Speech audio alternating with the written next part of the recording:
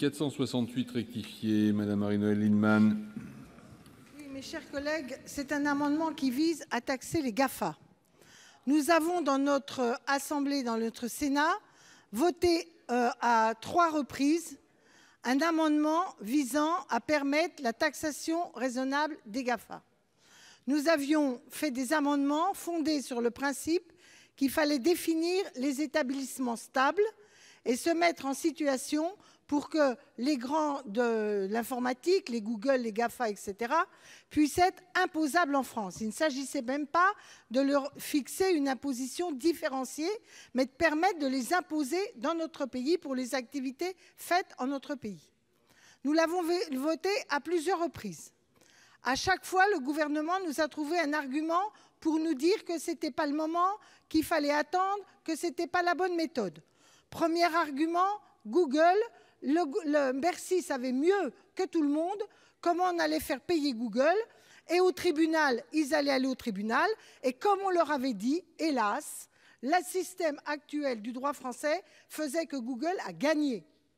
Parce qu'il n'y a pas la définition des établissements stables. Le deuxième argument, ça a été de dire qu'il faut que l'Europe bouge. L'Europe vient de bouger. La Commission européenne a fait une proposition, d'ailleurs avec 2 volets. Un volet qui définit les établissements stables, c'est-à-dire la même logique que ce que nous avions voté, et une autre directive dite temporaire qui fait sur les chiffres d'affaires. Je m'en tiens à la phase où nous sommes, à la partie établissement stable, c'est-à-dire la directive finale. Et la proposition d'amendement retranscrit stricto sensu en droit français le projet de directive actuellement en débat dans l'Union. Donc ce projet est conforme au droit de l'Union européenne. Et nous le savons, si cette directive ne passe pas, c'est qu'il faut l'unanimité des États membres, des 27, et qu'il y a des blocages politiques. Donc nous avons la possibilité, le droit européen, de prendre cette décision. Je vous rappelle que par ailleurs, nos collègues anglais ont voté un dispositif comparable qui s'applique dès cette année. Troisièmement, et M. Karoutchi n'est pas là, et vous pouvez reprendre dans les débats son argumentaire, on nous avait dit comme argument, l'OFCE a fait des critères, vous savez, les fameux BEPS, et il faut qu'on attende que le cadre de ces fameux BEPS, dont les principes sont fixés, soit défini.